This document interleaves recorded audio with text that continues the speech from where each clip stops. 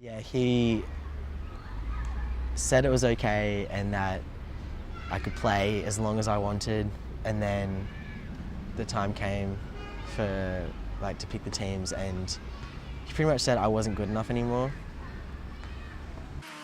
20-year-old baseball player Elijah Burton was dropped from his team when he came out as transgender. I was playing for Australia at the time. I was representing the state, and so there was no real way he could say I wasn't good enough. It was just his excuse. There's probably some impact which is actually because of the direct physical effect. So you have things like endorphins, which people get to enjoy, and therefore there can be a direct physiological effect. Probably more importantly is actually the effect on their identity more generally. So people who exercise a lot tend to have their identity more influenced by that exercise, and therefore being forced to stop is going to have a significant impact in that way. Continuing on playing baseball would have helped a lot because I had so many friends and everyone was really accepting except for the coach, obviously. The notion of identity is extremely important for those who identify as transgender. Charlotte, a student at Queer and Trans Yoga in Chippendale, says conventional ways of staying active can be difficult for transgender people. Well, I feel that when you're transitioning, for me personally, it's all about trying to negotiate, what's happening around you.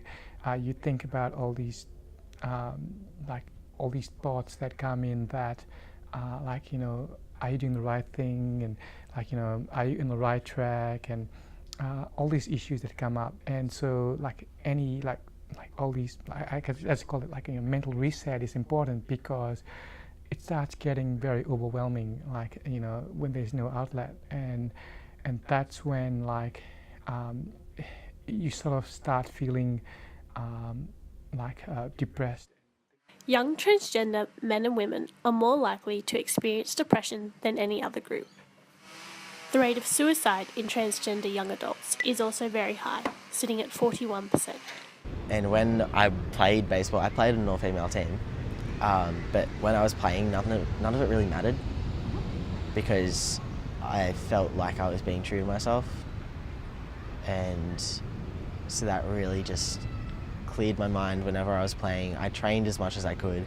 I was training almost every day of the week, and just, yeah, that was really my happy place, I guess. Transgender athletes have always been somewhat of a controversy in the sporting community. This year's Olympics will be the first time transgender athletes like Caster Semenya, who was famously stripped of her medals in 2009, can compete in the Olympics. This is Emma Roffey for Tightrope Magazine.